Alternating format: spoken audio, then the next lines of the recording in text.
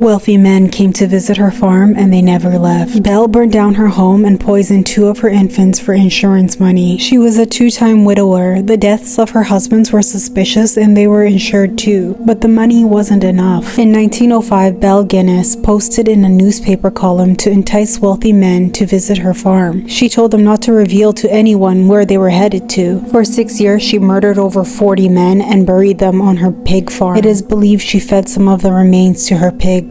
Authorities eventually found the remains on her property near a lake, under the pig pen and even near the outhouse. Each body was butchered into 6 parts. The legs chopped at the knee, the arms hacked at the shoulder, and the head decapitated. Most of the remains could not be identified. There was a woman's body found, but the remains didn't seem to match Belle except for teeth, so it is believed she took her teeth out to fake her death. There were sightings of Belle, but no one knows where she disappeared to. Leonardo Cianciulli was a serial killer from Italy who murdered 3 women, turning them into soap and tea cakes. Friends and neighbors thought of her as a kind woman and a doting mother to her 4 children. One day, a gypsy fortune teller told Leonardo that her children were at risk, and she was right. Leonardo has 17 pregnancies. 3 resulted in a miscarriage. 10 died young and only 4 survived. Leonardo was a very superstitious person. She believed if she sacrificed someone that her children will have a long and healthy life. Between 1939 and 1940, she lured 3 women into her little shop. She drugged them, killed them with an axe, and then disposed of their bodies by boiling them in caustic soda. She ended up in the pot like the other 2, the killer wrote in her memoirs, referring to her last victim. Her flesh was fat and white. When it had melted, I added a bottle of cologne, and after a long time on the boil, I was able to make some of the most acceptable creamy soap. I gave bars to neighbors and acquaintances. That woman was really sweet. In 1887, Adolf Lutgard, the sausage king, disposed of his wife's body by boiling her in caustic potash and turning her into a sausage at his factory. Or did he? Adolf and Louise did not have a happy marriage. The couple went on a walk May 1st, 1897, and that was the last time anyone had seen her.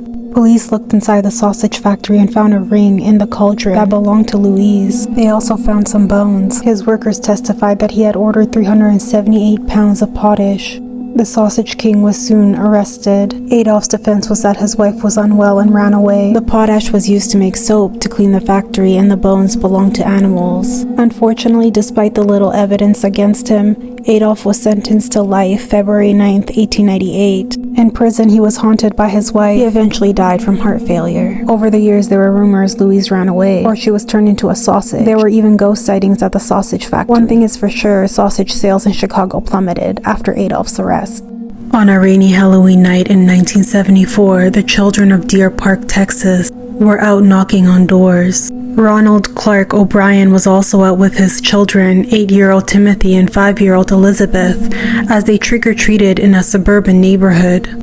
One of the houses had their lights turned off, but with the promise of treats awaiting them, the children knocked anyway. However, there were no answers. The children ran off, leaving their father behind. A short while later, Ronald caught up to the children. To their surprise, he had pixie stick tubes. He handed out to the children. Turns out someone had been in the house all along. Before bed, Timothy was allowed to have one treat, so he reached into his bag and picked up the pixie stick. To Timothy's surprise, the sugar tasted bitter, so Ronald grabbed him a glass of Kool-Aid to wash the taste away. Less than an hour later, Timothy was dead. Ronald had poisoned his son with cyanide. Ronald was later found guilty and was executed by lethal injection. Peter and his wife Betty Fabiano had gone to bed on Halloween night in 1957, believing all the trick-or-treaters had gone home. However, in the middle of the night, the doorbell rang, and Peter got out of bed and brought the candy to the door. There, at the door, a woman disguised as a trick-or-treater raised a paper bag. Betty remained upstairs in bed. She heard her husband laugh and say, "Isn't it a little late for this?" She then heard somebody respond, "No." Seconds later, the distinctive sound of a gunshot emanated through the family's home. Inside the bag was a gun. Peter was shot in the chest and died instantly. Police would later learn that the murderer was hired to kill Peter by a woman named Joanne Rebel, who had allegedly been having an affair with Peter's wife. Joanne turned to her friend Goldine Pizer and convinced her that Peter was a bad man. Both women pled guilty to second-degree murder and were sentenced 5 years to life in prison. Candy Montgomery killed her friend Betty Gore with an axe on Friday, June 13, 1980, in their hometown of Wiley, Texas. The housewife struck up a friendship with Betty at church before embarking on a months-long affair with her husband, Alan Gore. Shortly after Candy and Alan called off their affair, Betty was found butchered in the utility room in her home while her infant daughter was in her crib. Candy was charged with murder and released on bail with her church's support. During her trial, she claimed Betty had confronted her about the affair and had attacked her with an axe, forcing her to retaliate in self-defense. Candy delivered 41 blows to Betty's body, 40 of which were done while her heart was still beating, but she insisted she didn't mean to kill her. A psychiatrist and clinical hypnotist determined that Candy suffered from childhood trauma. She was later found not guilty of the murder. "Oh, how pretty," Marlene Warren said that Saturday morning in May 1990 when she saw a clown with flowers and balloons at the front door of her Wellington home. That was the last thing Warren, 40, said as she opened the door and was shot point blank in the face by the clown, who was wearing an orange wig, red nose, and painted-on happy face. Deborah Offerman, a store employee, told investigators that she remembered selling the clown costume to a woman who insisted she needed the costume that night. "I said, 'Can you come back tomorrow? We're closed.' 'No, I really need this tonight,' she said the customer told her. On April 25th, Sheila Keene Warren pled guilty to a second-degree murder in exchange for a 12-year sentence. She was having an affair with Marlene Warren's husband at the time of the murder and ended up marrying him. He claimed she was living with Bigfoot. I find the story odd, to say the least. Teresa told her friends she was going to the mountains with a 43-year-old man she had recently met, and she would miss school to look for Bigfoot. In 1987, Teresa Ambiance, 16, and Russell Welch reportedly became separated in the Sierra Nevada mountains after they had gone to look for Bigfoot. Welch was a house painter obsessed with Bigfoot, and he had claimed to have seen it many times. I must also mention he was addicted to meth, and his wife had died of a drug overdose. Welch and Teresa had reached the mountain. Only when Welch returned, Teresa was missing. He told police Teresa would not return because she'd be happier with the Bigfoot community in the mountains than her home. Oddly, he said if they had found her, he didn't assay her. Welch's daughter had previously warned young girls that her father had a habit of taking girls to the mountains and using drugs to lure them into having sex. Unfortunately, no one knows what really happened to Teresa, and there have been no arrests. They cooked her on the grill. This is Sophie Leone, 2 days before she was murdered.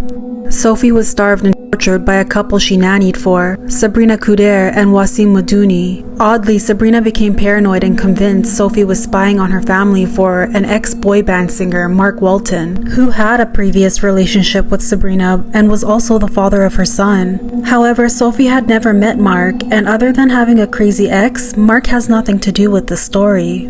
Tragically, having tortured Sophie for months and then killing her in the bath. The pair, Sabrina and Wasim, threw Sophie on a bonfire in the garden of their home as they barbecued chicken nearby. Concerned neighbors called the fire department, who were made suspicious by Wasim's claims that he was cooking a sheep. The pair were sentenced to life in prison to serve a minimum of 30 years behind bars. She was wrapped in a sheet and covered in pillows to recreate the experience of emerging from the womb. Candace Newmaker suffocated during a 70-minute rebirthing session. Candace was born into poverty and spent much of her childhood in foster homes. When she was 6 years old, she was adopted by Jeanne Newmaker, a pediatric nurse. By Candace's 10th birthday, Jeanne concluded that her daughter suffered from an attachment disorder. So they traveled to see an unlicensed therapist who ran a rebirthing clinic. 4 adults together weighing more than 600 pounds pushed on the 70-pound child to stimulate birth contractions. Candace yelled out for help and told them she couldn't breathe. In 2001, Cornell Watkins and another unlicensed therapist, Julie Ponder, were both sentenced to 16 years in prison after being convicted of reckless child abuse, resulting in the death of Candace Newmaker. Jeanne Newmaker was given 4-year deferred sentence and 400 hours of community service. On the outside, Catherine Knight looked unsuspecting of committing a crime. However, she would become the first woman in Australia to be given a life sentence without parole. See, Catherine was a crazy person who loved her job at the slaughterhouse a little too much. So much she hung her first butcher's knife over her bed in case she ever used it, and that she did indeed. In February 2000, Catherine Knight stabbed her long-term boyfriend John Price 37 times while in bed.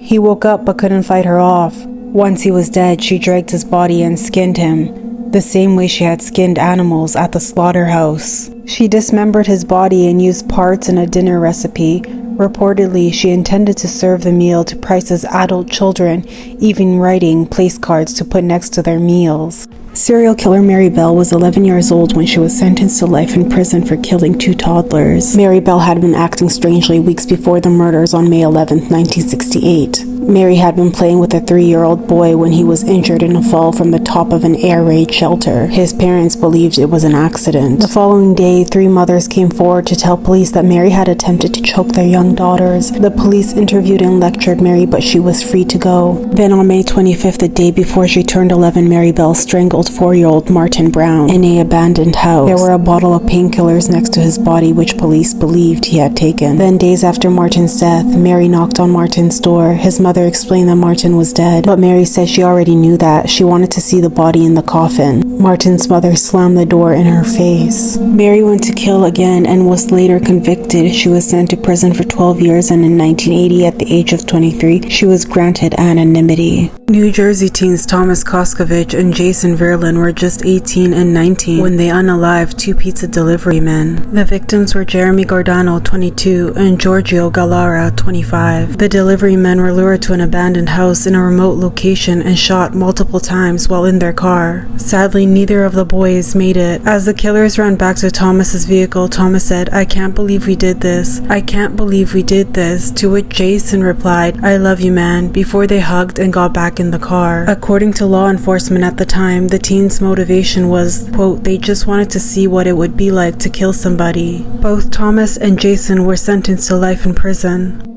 Imagine walking into your home and noticing things have been moved around in your house. You might think to yourself, I probably misplaced something, or even believed to be experiencing something paranormal. Well, that's what happened to the Bowen family in 1986 in Pepperell, Massachusetts. Tina Bowen, 15, and her sister Karen, 9, would return home from school to find their furniture moved, food missing, and the TV turned on. Sometimes Tina would leave her room and return to discover items moved or vanished. So Tina and Karen began to hold seances because they believed they were contacting their dead mother. Imagine to their surprise when the ghost of their mother replied to their questions by knocking on the walls. The rhythmic knocking even continued throughout the night as they lie in their beds.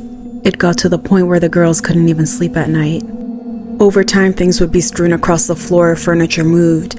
At this time, the girls no longer believed it was their mother, but an evil spirit taunting them. And as if this wasn't enough, there were bone-chilling messages like, "Marry me and I'm in your room, come and find me," scrawled on the wall in mayonnaise and ketchup.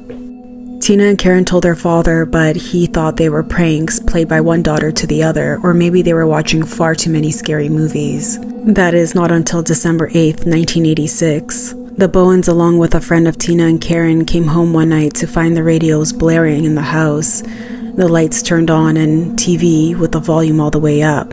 Frank walked around the house and was alarmed to see someone had used their toilet. He searched the house only to come face to face with a terrifying home intruder hiding in their wardrobe. The boy was wearing an indigenous-style jacket with makeup caked on his face, and he was holding a hatchet and a steel wrench. He calmly instructed the family to get into a room, and then he locked them in and ran to his hiding spot. Luckily, Tina managed to escape through a window and ran to a neighbor's house to call the police. When police arrived moments later, officers noticed a flicker of light and movement from the second-floor bedroom. Frank Bowen stepped up to the window, calling out for help. Frank was able to lower 2 of the girls out of the window to officers waiting below, and then he jumped out himself. Police looked for the intruder but couldn't find him, leaving them to conclude that he had escaped. Officers found the sliding door leading to the back deck slightly ajar, and police recovered a hatchet and wrench on the ground near the porch steps. The Bowens described the intruder as being anywhere between 17 to 26 years old, with blonde or dark hair and possibly a mustache. They weren't able to describe him well as the assailant was wearing face paint. Since police couldn't find the intruder, they advised the family to leave their home as they continued to investigate. However, after 2 days of being away from the house, Frank was brave enough to step foot into his home. There, written on a family photo, was a message saying, "I'm still here, come find me." Police eventually discover a 16-year-old named Daniel LaPlante hiding within a cramped triangular wall cavity in the cellar of the house. And just as shocking and disturbing, Tina actually knew who Daniel was. She just hadn't recognized him at first with all the makeup on his face. Daniel and Tina had actually gone out, and he became really obsessed with her. He first called her and claimed to had been given her number by a school friend. He told Tina he was a good-looking blonde with athletic build and was educated. Well, when Daniel went to pick up Tina from a date, she was shocked to see the opposite of what he claimed he was. Her blind date was disheveled, greasy, and not a blonde. Tina found him to be far from attractive. Regardless, Tina let Daniel take her to the local fair. He came to discover that Tina's mom had died from cancer. He became a little too interested, questioning how Tina felt when her mom passed and how she had suffered. After just a little over an hour together, Tina ended the date and returned home. So now imagine finding out that Daniel had been living in the house. The spot which they discovered Daniel had passageways to other areas of the house. There were even peepholes dotted for Daniel to observe Tina from whichever room she was in. Horrifyingly, Daniel was planning on revealing himself to Tina, whilst dressed as her dead mother, while also wielding a hatchet and wearing a wig. Fortunately, the Bowens were able to escape this lunatic, where others would not be so lucky. On October 1987, Daniel was released from a juvenile detention center when his mom was able to remortgage her home to bail him out. This is an unfortunate situation because while he was awaiting trial, Daniel committed his worst crime yet. Daniel went on to burglarize homes, but that wasn't the worst part. He not only broke into the Gustafson home, but about a month later, the 17-year-old essayed, shot, and killed a pregnant nursery school teacher, Priscilla Gustafson, in her home. He then drowned her 7-year-old daughter, who had just returned home from school, and 5-year-old son in separate bathtubs. Daniel, being the psychopath that he was, went to his niece's birthday party that evening. Meanwhile, Andrew Gustafson, Priscilla's husband, could not get a hold of her all afternoon. When he returned home, the lights were off and the house was eerily quiet. He then saw Priscilla laying face down on the bed. He ran out of the home to call the police. He refused to look for the children because, quote, "I was afraid I would find them dead." Daniel was found hiding in a dumpster a couple days later after the largest manhunt in Massachusetts in 20 years. He went on trial for the Gustafson murders in October 1988, and a jury found him guilty of murder. Daniel was convicted on 3 life sentences. He appealed for a reduced sentence in 2007, but thankfully the judge affirmed his sentence of 3 consecutive terms of life imprisonment. The judge believed Daniel was not remorseful. Next time you think you're being haunted, remember there could be a far more sinister alternative to sharing your home with a ghost. Katie Ratcliffe was an 18-year-old apprentice hairdresser living in Camberley, Surrey. She was described as trusting and a happy girl. The young and bright girl dreamt of one day opening her own hair salon. Life was good for Katie. Katie had just gotten into her first serious relationship and thought he was the one, until he unexpectedly broke up with her. This content is unsuitable for children and maybe some adults as well. This story has a lot of dark twists and turns. On June 6, 1992, Katie was out with a few friends who had rallied around her hoping drinks would get her mind off her now and sadly ex-boyfriend, who she thought she would spend forever with. She was enjoying her time at the nightclub with her friends, drinking and dancing. However, the enjoyment didn't last long as Katie's ex was at the bar. She decided to pour her heart out to him, but was ultimately rejected. He had been there with a new date. As the night came to an end, Katie parted ways with her friends. She was distressed and heartbroken. Sadly, Katie would never make it home. Her body was found in the streets of Farnborough, a nearby town 3 miles away from the nightclub. She was attacked and stabbed 32 times with a 6.5-inch knife, some of the stab wounds going right through her body. Her ribs and heart were punctured and her genitals were mutilated. The body had been dragged along a road and dumped by a cemetery wall.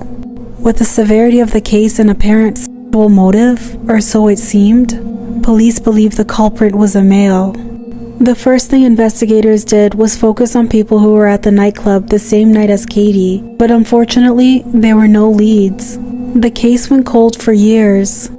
Remarkably, the suspect could have gotten away with the murder if they had kept their mouth shut. Sharon Louise Carr was born on December 21st, 1981 in Belize. She was raised by her mother and stepfather. She had 3 siblings. The 4 children had 3 different fathers, and Sharon didn't know who her biological father was. Sharon's childhood wasn't easy. She had lived in poverty and her parents were aggressive. Sharon's father was a heavy drinker and was very abusive towards her mother. In turn, her mother would abuse her children and vent all her anger out on them. Sharon's mother met her then stepfather George Carr in the early 1980s. George was a Jamaican soldier who was in the British Army, but he was stationed in Belize at the time. They fell in love and got married, and in 1986 they decided to move to England. The family settled down in Camberley and Sharon started school there. Sharon was a pleasant girl at school. One of her teachers even described her as obliging and kind. But no one knew that this seemingly kind, sweet, normal young girl would become Britain's youngest female killer. Sharon's behavior slowly changed. She started hanging out in the wrong crowd and hanging out with people who were considered a bad influence. She had even started smoking weed at just the age of 11. Oddly, Sharon's only friends were older boys. Sharon didn't get along with girls. And although there's nothing wrong with her hanging out with boys, Sharon was quite aggressive. These so-called friends of hers had her stealing and buying and even selling drugs. And things just became a little bit more twisted when Sharon started to pick up an interest in weapons and carried a knife in her school bag. Sharon's life outside of school was even more complicated, scary to say the least. Sharon's mother had just done something so disturbing. When her husband approached her asking for a divorce, she became so enraged. She poured hot, boiling oil over his head. They were both hospitalized for serious burns, and her mother later charged with assault. But what may be unsettling is, Sharon wasn't fazed by this at all. She actually witnessed the whole incident, but told police her mother didn't do anything. It makes you wonder if her childhood experiences shaped who she had become. I'll leave that up to you to think about. Following the incident, her mother was ordered to receive mental health therapy for 3 years. Mentally, it seems Sharon wasn't all that there. While her mother was away, Sharon started practicing voodoo, introduced by her mother, who taught Sharon rituals that require sacrificing animals, and so sacrificing animals is what Sharon did. As you may know, children often start out by killing animals before they move on to humans. Acts of cruelty to animals are symptomatic of a deep mental disturbance. Research in psychology and criminology shows that people who commit acts of cruelty to animals do not stop there. Many of them move on to their fellow humans. As a way to gain control, Sharon started praying, and not for good things. Her prayers were to harm people. However, by secondary school, Sharon's behavior had changed, and for the better. Sharon's mother was home, and she had just met a new man whom she married.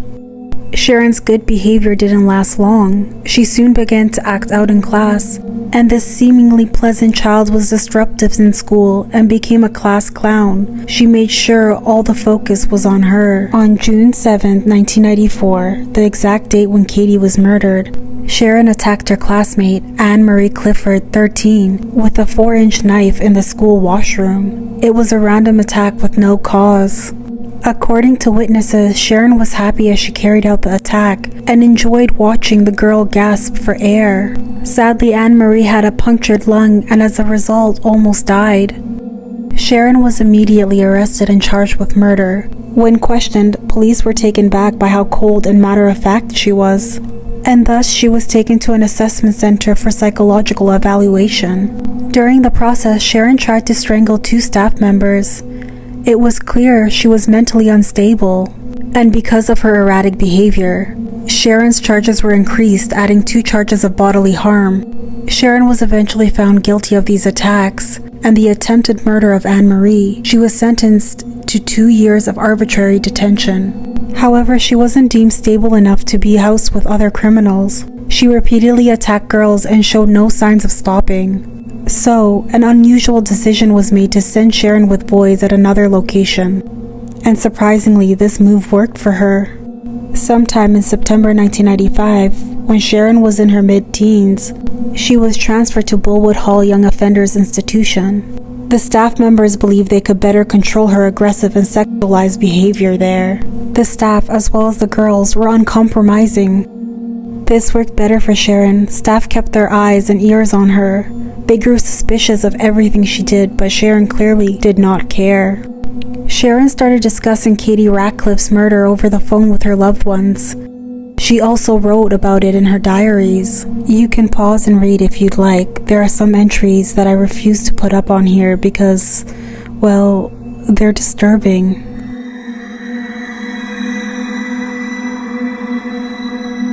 Later on, Sharon developed a crush on a prison officer and started talking with him about what she had done to Katie. The officer alerted the police. The police seized Sharon's writing and drawings. Detectives questioned her for 27 hours, and Sharon gave 3 different statements. The central theme in all the statements was that she had repeatedly stabbed Katie Ratcliffe. The following is an entry from Sharon's diary. I must warn you again, the details are disturbing.